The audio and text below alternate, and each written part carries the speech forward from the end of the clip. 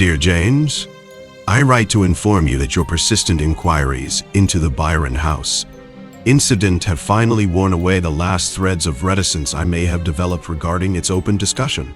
I have warned you more than enough in my various replies over the past few years. But if you still desire to know the truth of what happened at that accursed house, on that accursed night, read on. I urge you not to do so, however.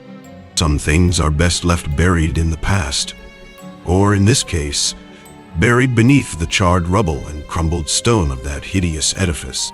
Do not write this letter easily. Even now, the events surrounding that night create a panic that causes a cold dread to creep across my skin. To even briefly recall what I saw on that night, and of the measures I took to end it, causes my mind to unravel in terror at what vague horrors may still lurk beneath the bricks and mortar of that terrible place. Although my account is undoubtedly localized in its scope, it hints at a much larger gathering of nightmarish forces at work in the hidden, shadowed corners of the earth and beyond. Lurking unknown that lairs in the twisting vistas of the deepest cosmic spheres and the lightless chasms of the unnameable blackness of the outside.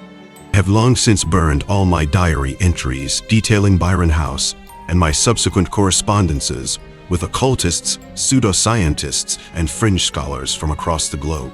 All that remains is the very letter you now hold in your hands. Because I have destroyed all written record of what happened at the house, I am relying purely upon my memory to recount the shadowed details.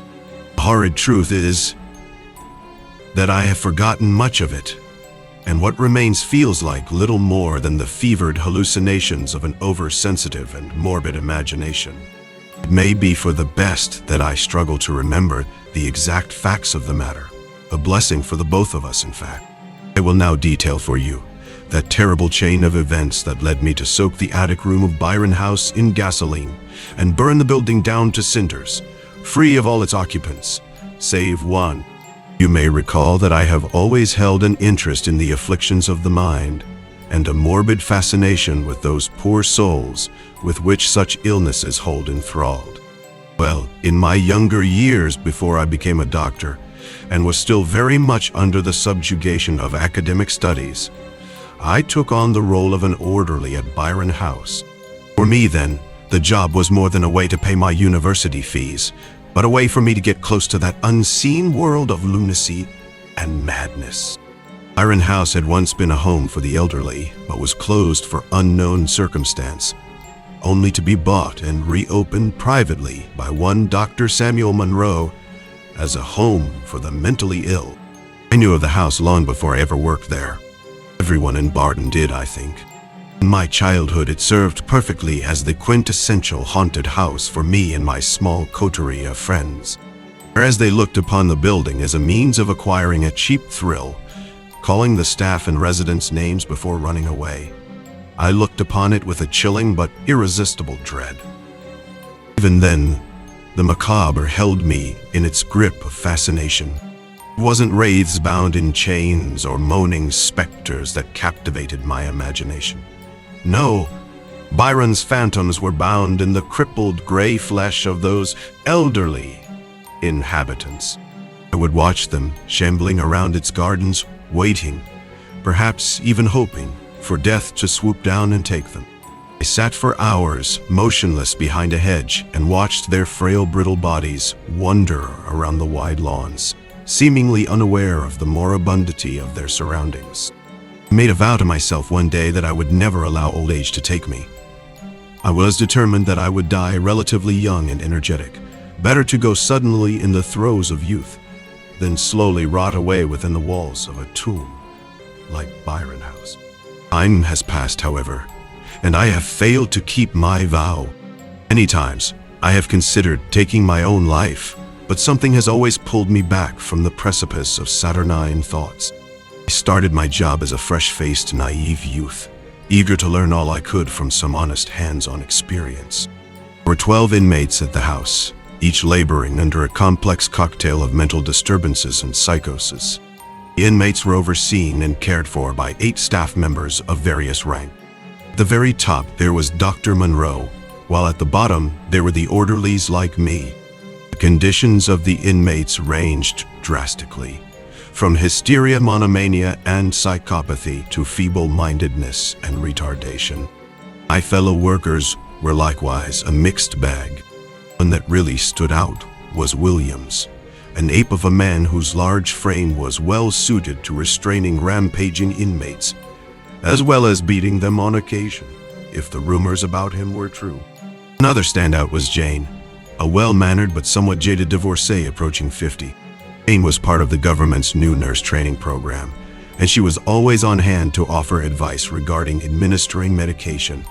But there was no warmth in her towards the inmates, and I often wondered why she chose this kind of career for herself. Then there was Dr. Monroe, a distant and stern figure.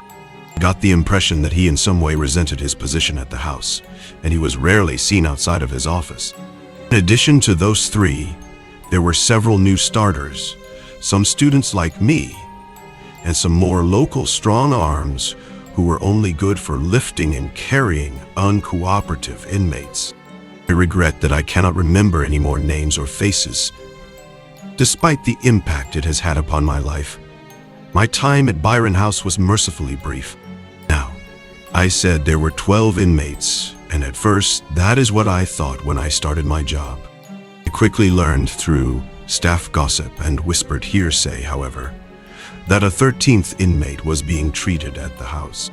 A rare and special inmate whose condition was so extreme that it demanded constant specialized care from Dr. Monroe personally. I eventually learned that this inmate's name was Jonathan Spencer. He was ominously nicknamed 13 by the staff, and he resided at the very top of the house in the attic space, which had been specially renovated to accommodate him. Unlike the other inmates who were permitted to occasionally visit their families, 13 never left the house, never even left his attic room, and all the staff, except for Dr. Monroe, were forbidden from going to the top floor of the house. Jane once told me a story about a young girl who had come to work at the house several years ago as a porter. She had been working the graveyard shift, and Monroe was away on a rare occasion hosting a lecture at Manchester University, leaving her on her own. She had heard 13 banging around upstairs, and despite being told to never visit the top floor, she decided to go up to the attic to make sure everything was okay. Upon investigating, she had run screaming from the house into the night, never to return. After that time, Monroe became even more paranoid about exposing Spencer to the rest of the staff, and would often sleep over at the house in his office to ensure that a similar incident did not occur. Although she didn't like Monroe, Jane was happy that the grim man spent most of his time at the house. It meant that she didn't have to deal with 13 in any way. As far as she knew, Spencer had always lived in the attic, even before she came to work there, which had been a great deal longer than she cared to admit. Williams didn't have much to say on the matter. He seemed to think that 13's condition was more physical than mental, that it was his body that was deformed rather than his mind. Even though the man was large and not afraid of any of the other inmates, he would grow nervous when working the top floors of the house. Monroe was quick to inflict Williams upon unruly inmates, but as much of a lackey that he was, even he was not permitted near the attic. Between myself and the other orderlies, 13 was a source of constant gossip. None of us had ever seen or even heard him, and apart from that one singular horrifying moment in time that I endured, none of us would ever see him either. My own curiosity regarding the attic and its occupant grew by the day, but Monroe was protective, fanatically so when it came to Spencer's care. Despite volunteering to help, the doctor would just brush aside my inquisitiveness with an annoyed wave of his hand. As fate would have it, I was permitted an entrance into that insane dark world where few among mankind have tread, and it happened sooner than I thought it would. It was December, and I had been working at the home for a little under 2 months when Jane came into the staff room one morning with a cup of coffee, a pack of cigarettes, and a look of pure vexation on her ashen face. I had never noticed that she smoked before that day, but she had been in the room no longer than a few seconds before she had lit up a slender white stick and slumped down in the chair opposite me. She didn't talk to me straight away, or even look at me. She just sat down, almost as if in shock, and drank from her coffee cup and took the occasional long, languid pull from her cigarette. I tried several times to ignore her and go back to reading an article that had caught my interest, but my gaze was always drawn back to her wide, unblinking eyes. "Okay," I said, folding the paper and slapping it down on the chair next to me. "What is it?" "What's wrong?" I had developed a casual friendship with Jane, despite her being my senior, and we often talked in a direct, no-nonsense manner. She finished her cigarette and immediately lit another before answering my questions. "I was on shift last night," she said quietly. "I was working the graveyard. I'm having to cover for a staff absence." "Oh, who's?" I sat up interested. "Monroe. He's got a virus and can't risk passing it on to any of the inmates, especially." She paused for a few seconds. 13. I prodded. She didn't say anything. She just nodded slowly. I didn't question anymore, as I could tell that whatever ordeal she had gone through the previous night, she wasn't keen on elaborating further. I sat for a few minutes and pondered. This was my chance, I thought. I had been curious about 13 for a while, and I had hoped to get involved in his care. With Monroe away and off sick, a window of opportunity had opened up before me. "So," I said, startling Jane out of her thoughts, "I take it you're having to work tonight too?" She grimly nodded with a sense of total defeat. "Well, I could always work instead. I don't mind. I've even asked Monroe a couple of times if I could assist with 13. You see, I'm writing a paper for college at the moment," and she cut me off and stood up out of her chair. "Really? You wouldn't mind? Are you sure?" "Of course," I replied. "Although Monroe has probably asked you to cover as you're the most senior member of staff, I'm not sure he would be pleased if he found out we had swapped shifts." She thought for a moment before replying. "Well, I won't tell him if you don't. I can pay you directly from my pay packet. No need to change the rota." I nodded in agreement.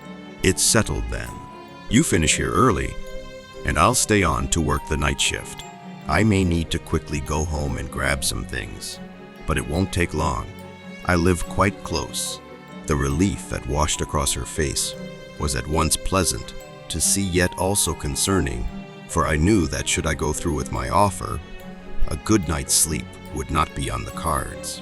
She perked up considerably and continued to work for the rest of the day, planning to leave a little before 7. She was good enough to provide me with a list of chores I would need for the night shift, and I spent the rest of the day working my usual rounds. I don't think the impact of what I had offered to do had truly sunk in, and I remember feeling more excited than anything else. As the daylight hours gave way to the dark of the December evening, the rest of the staff left one by one, not too long after Jane had departed, and it was only then that the situation dawned on me. Williams shot me a cruel look on his way out that made me uneasy, and left me to ponder if he knew more about what was in store for me than he had let on during his various digs and jibes made at me during the day shift. I had never worked the graveyard shift before. Others had, of course, and they had said that despite his unsociable nature, the presence of Dr. Monroe was always a reassuring one. At least having a normal person in the house with you was comforting, with the added bonus that, as a trained doctor, he could handle any situation that might arise from the myriad possibilities available. But as night crept on and the inmates were safely restrained in their rooms, I began to feel an oppressive cloak of loneliness wrap heavily around my shoulders. At 9 o'clock, I prepared medication and a light supper for Spencer, the details of which Jane had written down for me, along with instructions on how to offer them to him. The meal consisted of nothing more than a plate of scrambled eggs and some fresh orange juice with a straw. The medication, too, was simple: some pain relief, nutritional supplements, and allergy treatments. there was nothing in the medication that would suggest a psychosis or mood-stabilizing treatment was required for him. Whatever 13's disorder was, I thought, it was clear that it wasn't a mental ailment, but something physical that could not be cured, only treated. I wondered how much time the unlucky resident must have left, if indeed he was suffering from a physical disease. As I ascended the stairs with my tray in hand, I paused momentarily at the landing on the 3rd floor and listened for any sound coming from the other inmates. After a few seconds, satisfied that there was no disturbance, I continued. This was the closest I had been to the attic since I started my job, and the thought of venturing upwards filled me with dread. I cleared my mind, however, and shook off my doubts away as I headed for the final set of steps that would bring me to the lonesome attic room. The stairs from the 3rd floor led straight up and then curved slightly as they ascended upward and to the left.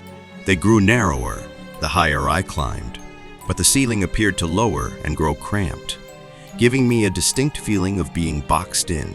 I stopped as the bend curved around more tightly and finally revealed the entrance to 13's room. I was maybe 10 steps away from the looming wooden door. It had been painted white some time ago, but large, chalky flakes had fallen away, revealing the original oaken surface beneath. Just as Jane had described, a small flap had been crudely cut out of the bottom and nailed back on, and it was just wide enough to slide the tray under. The door seemed almost ethereal as it stood alone and silent at the top of the staircase. It was something that I had only heard of in hushed whispers, but it now stood before me in all its horrid reality.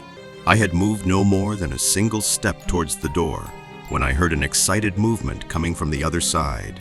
I say movement, but to be precise, the exact sequence of noises that followed gave the impression of awful, liquescent gesticulations. First, there came a soft thud, as if something had dropped from a small height. The noise was softly muted, as if whatever had landed had been cushioned by thick folds. I thought at the time that this was probably attributed to something like Spencer rolling out of his bed whilst wrapped in thick blankets, but there was a certain hinted wetness about the sound that baffled me. Secondly, and more repulsively, a low dragging sound followed by a labored breathing could be heard. It grew louder the longer I stood, but appeared to take a long time to get to the door. It was as if whatever mass inhabiting the room was closing in on my location with a deliberate, ghoulish lethargy. Horror took hold of my heart, but the rational in me demanded I maintain clear thinking. In a burst of what I can only describe as mad curiosity, I ascended the stairs and set down the tray at the bottom of the door. Then I pushed my body down, flat against the stairs, so that my head was level with the half-inch gap between the floor and the bottom of the door. What greeted me on the other side will haunt me until the end of my days, for looking back at me was a set of bulbous, bloodshot eyes. I don't remember running down the stairs, but I do remember going into the ground floor bathroom and vomiting. A silly reaction, you might think, but there was something about those eyes that disturbed me to my very core. It may have been the odd spacing between them, or the way they had seemed to roll around sluggishly and loose in their sockets. For some reason, I couldn't banish the thought of a toad or frog from my mind, as if my brain was struggling to conjure up the most obvious terrestrial comparison to the alien eyes that had glared back at me. I spent the rest of my shift in the staff room drinking coffee and waiting for the December sun to rise. When it finally did so, I packed up my things and waited for Jane and the other morning staff to relieve me of my duty. I said nothing to Jane as she approached me and asked how the night had gone. I think I managed a weak smile and a dismissive, "It was fine," before hurriedly leaving the premises and making my way home. As fortune would have it, my week on shift came to an end the very next day, and I spent some free time in total seclusion at my flat. I slept at lot, but did not feel refreshed. I could not get those eyes out of my mind, and they continued to haunt me for days afterwards with restless, vivid dreams. When I did return to work a few days later, I confined myself to studying my coursework in the staff room as much as I could. No one bothered me as I sat in deep concentration over various books and papers. Despite the distraction, I could not banish that awful night from my mind. Dr. Monroe was still off with a virus, so I assumed that the other staff had covered the night shifts during my week of respite. Nobody spoke of or reported any strange happenings or eventful encounters, however. Despite my shock, a morbid fascination was creeping over me. I felt I had seen something not only horrifying, but also enlightening, and my mind burned with the duality of horror and curiosity. My thoughts kept snapping back to those eyes. What terrible affliction could have caused such physical madness of form? If I could perhaps speak with Spencer, especially with Dr. Monroe currently out of the picture, maybe I could make the unfortunate patient the focus of my academic work. At the very least, I could find some rational and mundane reason that would explain what I had seen that night. A few more days working my ordinary rounds, and my mind was made up. I approached Jane and stated clearly that whilst Monroe was off ill, I would like to personally take over her night shifts in the house, the same deal as before.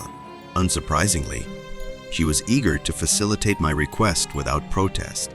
My next shift began that very night, and I pondered my renewed focus as I prepared the medication and evening meal to take up to the attic. Again, it was a simple setup, some mashed potato and a milky cup of tea with straw. I looked distastefully at the pane of steaming mash and wondered if 13 ever grew tired of the sloppy menu Dr. Monroe had set down for him. All the meals were clearly designed for someone with only the most rudimentary of eating ability. It was more like the kind of food you would feed to a baby than a man. It was all soft puddings, mashed vegetables, and liquid nourishment.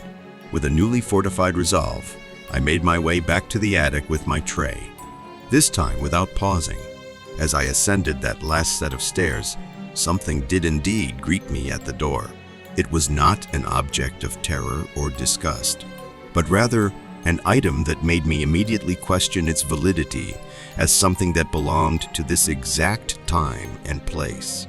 It was a small piece of plain paper, a little crumpled and folded crudely several times, and it was sticking out from the gap at the bottom of the door. No sounds came from within the room beyond, and I assumed that 13 must be sleeping. I quietly slid my tray carefully through the flap, as to avoid disturbing the occupant behind the door, and collected the note and the breakfast tray left behind by the morning staff before creeping quietly back down to the staff room. I dared not read the note during the night, just in case its contents caused a disturbance in my mind that would affect my ability to continue working. I placed it into my satchel, noticing a strange glistening semi-wetness on its surface, and tried to distract myself with some university work, occasionally glancing over at the bag and resisting the temptation to read Spencer's note. In the morning, I did a quick handover with the morning staff and sharply made my way back to my flat. Normally, I would go straight to bed and catch up on some sleep, but instead I put on a large pot of coffee and prepared some toast. Taking my breakfast and the note over to my study desk, I opened the blinds to allow the struggling December morning sun to break into the room, and then sat down and slowly unfolded the paper.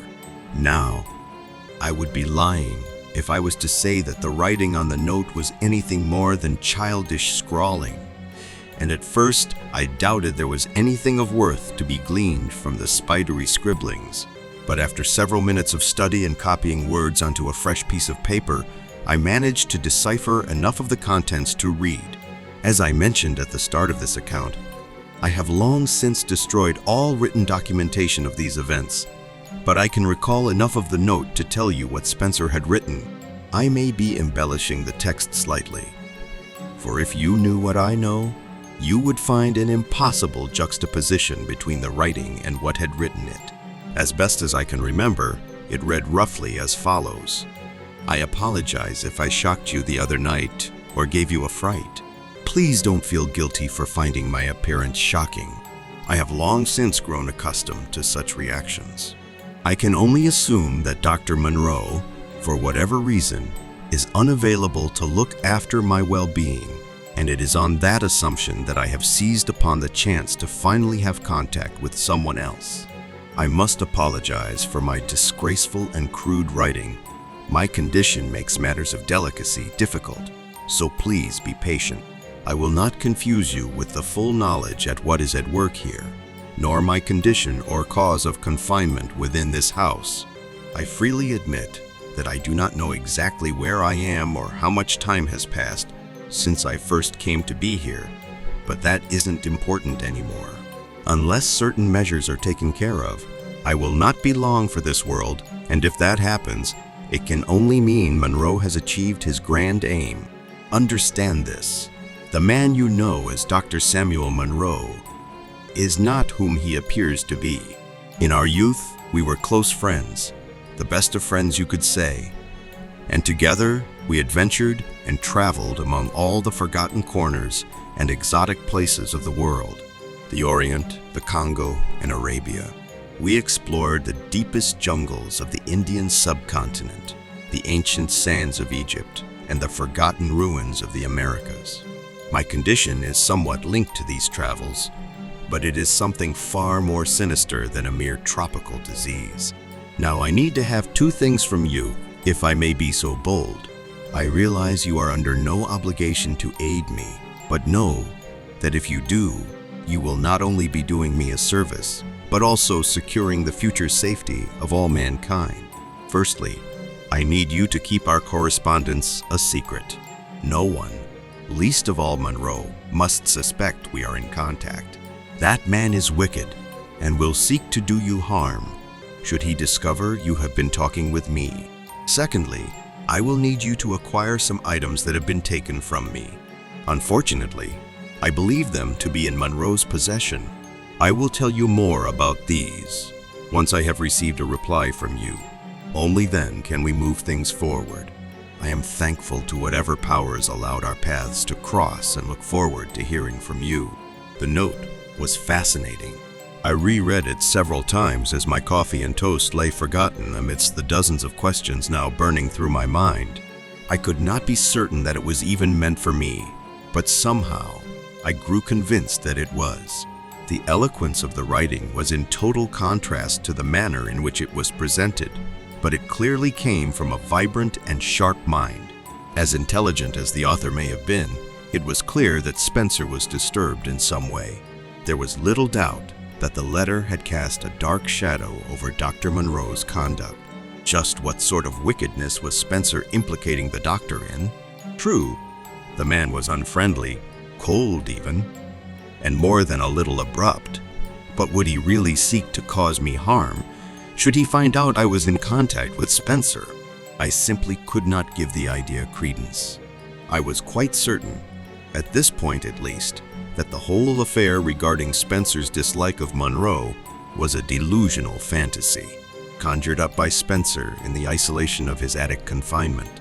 After all, was it not only natural for someone with a mental disturbance to project a demonic persona upon those whom he saw as his jailer? Fantasy or not, I decided to follow the advice given to me and not alert Dr. Monroe to my contact with Spencer, if only out of a desire to keep my job as opposed to any kind of fear of physical harm. I wrote a reply that morning and took it up to Spencer when I started my next night shift. Suffice to say, I had agreed to hear him out, but only on the sole condition that he told me all he knew about his illness, so that I could use that knowledge to benefit medical science. Of course, what I was truly hoping for was a unique case to focus my academic studies and career around, and I'm sure on some level Spencer suspected that. Before sliding my reply under the door, I first attempted to make verbal contact. I pressed my head close against the door and simply said, "It's me. I got your note." No reply came. I continued with, "How did you know I would get it? And can you hear me?" My last question was cut off by a low, bubbling, gurgling sound, a liquid response that brought bile up to my throat. I fled once more, almost as keenly as on that first night.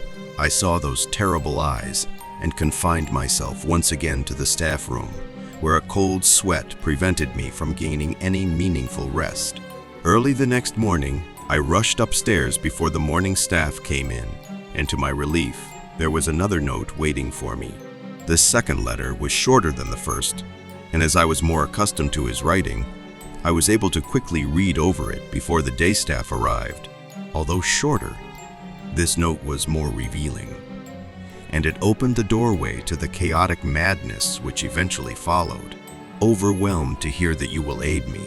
I am a little unsure if you are ready for all that I have to say, but you must be, for my sake, but also for yours. Before that, though, I must address a few things. Last night, I was unable to respond to your questions. I did try, but as you no doubt heard, my vocal skills have atrophied to the point of uselessness. I appreciate your keen interest in my condition. I am flattered that you would consider trying to offer treatment or a cure, but I am afraid I am far beyond that. Perhaps a bathe in the waters of Lake Hali in Carcosa, or the medicine of the star scientists of distant Yugoth might avail me. But mere terrestrial treatment is useless. My affliction is just that, a punishment handed down by callous forces that occasionally take an interest in our race, never to our benefit and always to our misery. No, I am beyond help, but I thank you for the gesture. The items I mentioned in my last letter are as follows. My diary that I kept up until my imprisonment in a manuscript. The latter is of the most importance. Its title is De Vermis Mysteriis. Both should be in Monroe's home. You must find a way to get both back to me here as quickly as you can. The next few days dragged on. I knew what Spencer wanted me to do, but I was undecided if I was capable of committing a crime to get him what he wanted. Clearly, he was delusional. There could be no doubt of that, but I was still so keen to learn more about him. Despite his words, I was sure his condition could benefit from study, and it was only the continued imprisonment by Dr. Monroe that stopped the medical community from offering him any kind of aid. I wasn't fully ready to burgle a man's home on the request of a madman, and besides, Dr. Monroe was still off work with a virus, making a midnight trip to his home a risky endeavor. I had no reason to call on him in a social capacity, and I doubted he would even recognize me as a work colleague. Such were the man's ways. I maintained a relaxed correspondence with Spencer, avoiding a direct answer to his request and instead probing further into his and Dr. Monroe's past. Eventually, he grew impatient, and our brief notes started to turn into bitter, circular arguments. Spencer's illness appeared to worsen, and he was growing nervous. I was unwilling to rush headlong into a decision regarding recovering his notes and manuscript, and this provoked in him a string of notes filled with venomous scoldings. I admit that during this time, I considered dropping the matter entirely and returning to my previous routine of university work, and considered quitting Byron House altogether. Before deciding one way or the other, however, I took it upon myself to do some research without telling Spencer. I didn't have a lot to go on, but I made a trip into the nearby town of Eastwich and consulted the modest library there. I searched for anything that mentioned a Lake Hali, Carcosa, Yugoth de Vermis, Mysterious, and all the other nonsense words that had appeared in Spencer's notes. Of Lake Hali and Yugoth, there was nothing. No text on geography, history, science, astronomy, or any other subject known to man contained a reference to either of these words. De Vermis Mysterious was a more successful area of study, and I learned a great deal about this forbidden and cursed tome. It was written in the year 1542 by one Ludwig Prynne, shortly before his death at the hands of the Inquisition. Various translations and copies had been made throughout history, many with strange titles such as the Grimoire or the Saracenic Rituals. Its original Latin title, however, was ominous, translating into something akin to the Mysteries of the Worm. The book seemed to be one of several interconnected volumes, each more hideous in subject matter and scope. Other works were mentioned in the text, books such as Cultus des Ghouls, Things of the Water, and that final and most dreadful work of black magic, the Necronomicon. Each book spoke of strange places and strange times, whole cycles of myth, where the earth had been ruled over by old ones and elder things, of the malevolent fungi from Yuggoth, of the faceless night gaunts, and of the black goat with 1,000 young, of great Cthulhu, who lay dead but dreaming and lightless. Brine soaked our lie. I freely admit that most of the works were mercifully beyond my understanding, but still, there was an awful sincerity to their descriptions. I pushed such thoughts from my mind. After all, I was at that time a man of science, not sorcery. Still, they lingered in my imagination and have continued to do so every day since. After hours of searching, I also came across a small paragraph in a recently written history book about witchcraft regarding the reign of Queen Elizabeth I that mentioned a certain John Dee as a certain John Dee as a certain John Dee as a sorcerer and author of such works as Manus Hieroglyphica and Notes on the Mysteries of the Worm. I made a note of the book's author, a Dr. Harlan Glass, and penned a letter to him the next day, asking if he knew anything about a book called De Vermis Mysterious. But I never received a reply.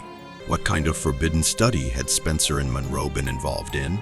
I had always assumed the doctor to be a rational man, but if Spencer were to be believed, he is once a keen scholar of the supernatural and explorer of strange, dark places. The day in the library had taxed my mind, and I returned to my flat for an early night's sleep. My dreams, however, were far from restful. I was plagued by a reoccurring nightmare of the first time I had seen Spencer's strange eyes. Chaotic vortices burned into my mind, and I found myself floating through the vast void of space. I knew not how I came to be in the ether, but I had a vague sense of possessing no body and of being carried on the back of something so sinister I dared not look.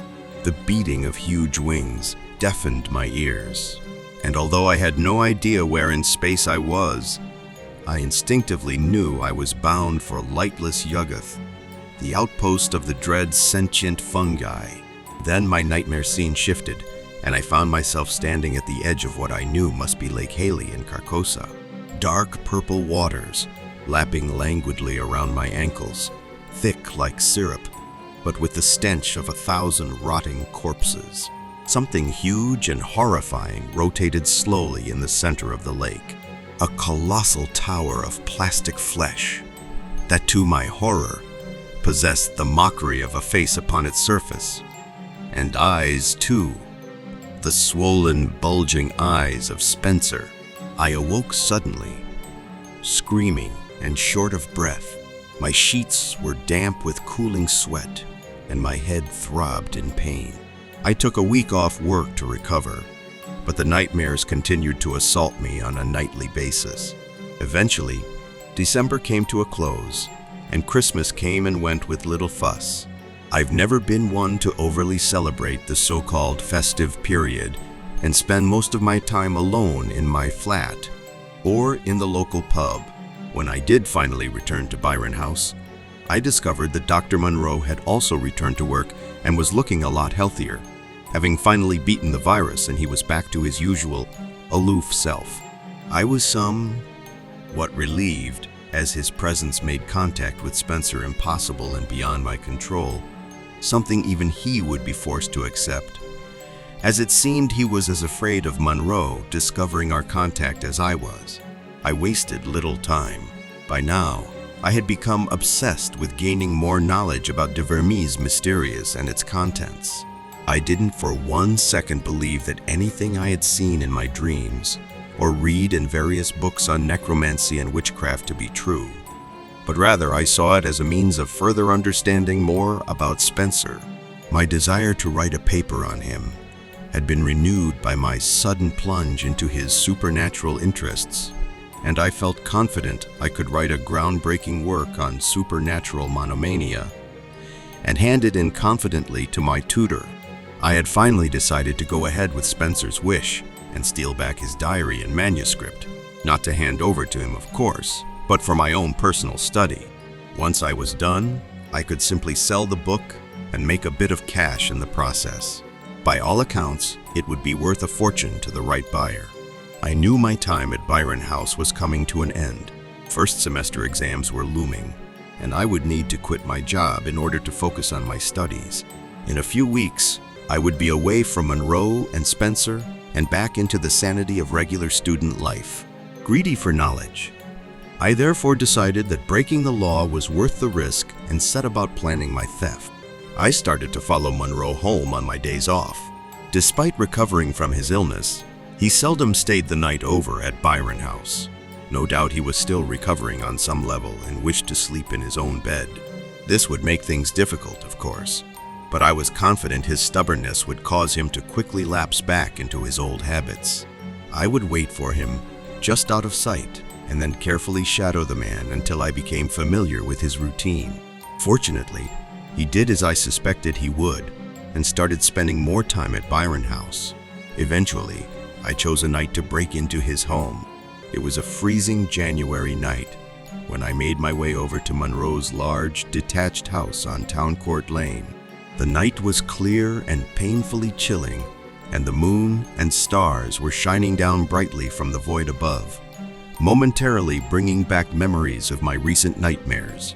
I won't make too much of an ordeal about my burglary, and I'm certainly not proud of it. Despite being a total amateur, I managed to scale the large brick wall at the back of the residence and, using my jacket wrapped around my hand, punched my way through a small glass plate fitted into the kitchen door. Wasting no time, I pulled out my pocket torch and systematically searched the downstairs rooms. It wasn't long before I came upon a study. There was a strong musk permeating the whole room, which I attributed to the stuffed animals and ancient tomes that littered the walls. Hundreds of large, heavy books were held up by sagging shelves that almost seemed to creak and moan under the weight. I searched the largest of the bookshelves, trying my best to find the tome I needed. The books were in no order and heaped upon each other in a haphazard fashion. Among the mundane volumes on history, anthropology, and geography, there sat several dark and sinister texts that I had seen mentioned in my time at the Eastwich Library. There was Unaussprechlichen Kulten, von Junst, Conte der Letzkultes, des Ghouls, and the dreaded Seleano fragments. Most of these forbidden texts appeared to be modern translations, but at least one of was frighteningly authentic and ancient. It didn't take me long to find De Vermis Mysterious. I slid the crumbling manuscript out of the shelf carefully. The remaining books gently toppled into the vacant space it left behind. I doubted if Monroe would even notice a particular volume missing in all this chaotic cataloging, but I quickly rearranged the shelf so no noticeable gaps were present. I noticed another, slimmer black-bound volume tied to the back of manuscript, and a quick check confirmed this to be Spencer's diary. I silently praised Monroe's sense of propriety. Despite his disorderly collection, he must have known how important Spencer's diary and notes on the manuscript were. Unable to contain my curiosity, I opened De Vermis Mysterious and glanced over the spidery text inside. Unfortunately, the manuscript was far too complex to decipher with its archaic Latin, and so I concentrated instead on the more accessible, but no less mysterious journal. I was confident that Monroe would not return home, and the house had no close neighbors. So, by the light of my pocket torch, I sat at the study's large desk and read. The journal detailed the various travels that Monroe and Spencer had undertaken as young men, and it appeared that the latter had been true to his word in his note describing these adventures. The diary spoke of an ancient cult that the two had come into contact with during their sojourn in Central Asia, a place, or perhaps even a time, known only as Leng. It also spoke of a secret order of undying monks who guarded a fabulous treasure that lay in the center of a great stone monastery.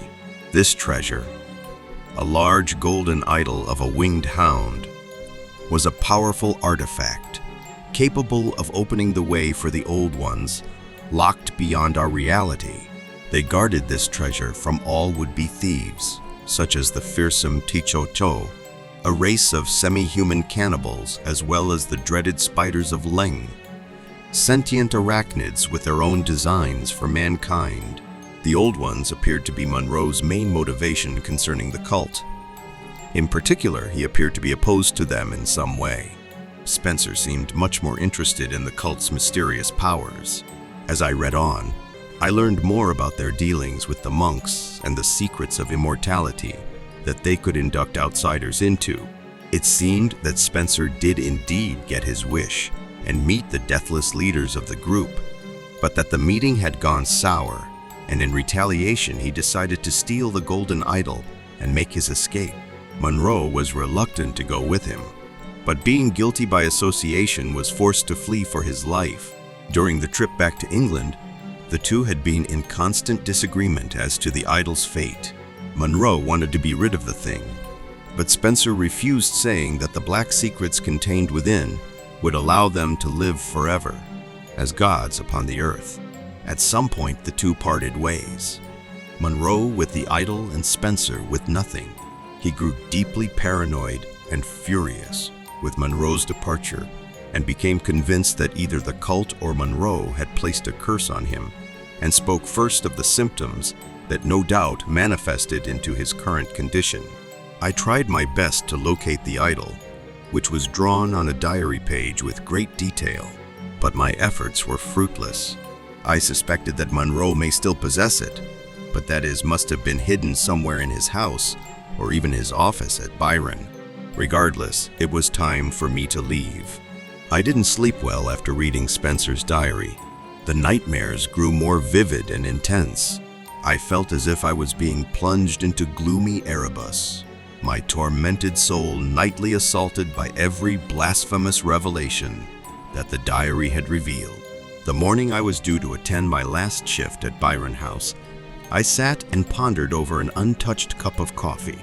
I had read much in the past few weeks, and although I was certain that the whole matter of magic and old gods and Yuggoth was purely fanciful, I couldn't detach a dreadful sense of realness from the topics I had read. If everything written down in that diary was true, then it would appear that Monroe had put a stop to Spencer's plans of immortality and locked him up in the attic to cease whatever menace he may have been to mankind. Due to my nightmares, however, I was quickly growing tired with the whole affair. It was taxing my mind to breaking point, and my studies had suffered because of it. I reasoned that if some insane inmate wanted his books back, who was I to deny him? Better to be rid of the things and banish all thoughts of elder gods and old ones from my mind and get back into my studies.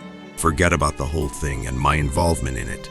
Secretly, I had thought about putting the books back in Monroe's house, but it had been clear that he knew about the burglary due to the smashed window I left behind.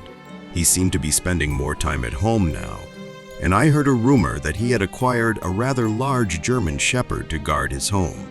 Having possession of the books would clearly mark my guilt. On the off chance he suspected me, the local police would not have to search my tiny flat lawn to find them. I could have discarded them, but that felt irresponsible given their contents. Plus, my fingerprints would be all over them. Selling them was an option and my original plan, but I pondered upon what kind of person would be interested in obtaining the book, and to what purpose? Plus, they could still be traced back to me. You may think I was being paranoid, but at the time I did not want to risk the chance, no matter how unlikely, that I could be linked to criminal activity.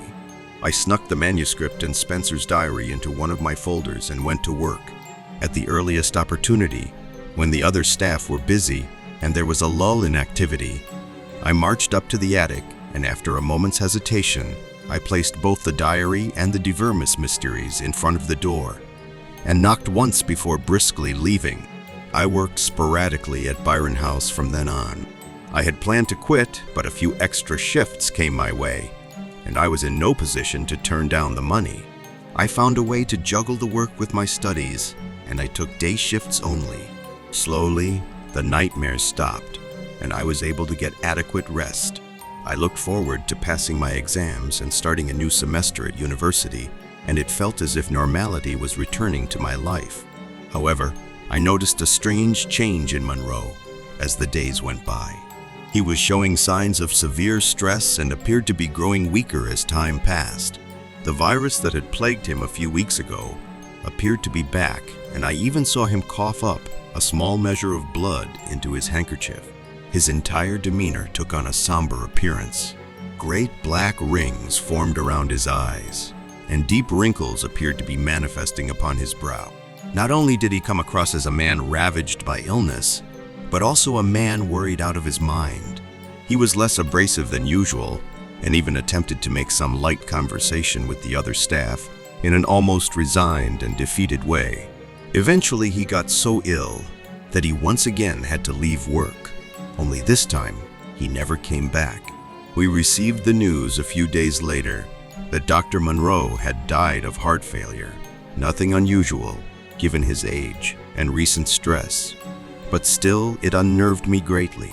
His death plagued my mind, for if what I dared suspect was true, then I had somehow played a part in his death, and so had Spencer with that damned manuscript. Now, James, we are coming to the end of my story.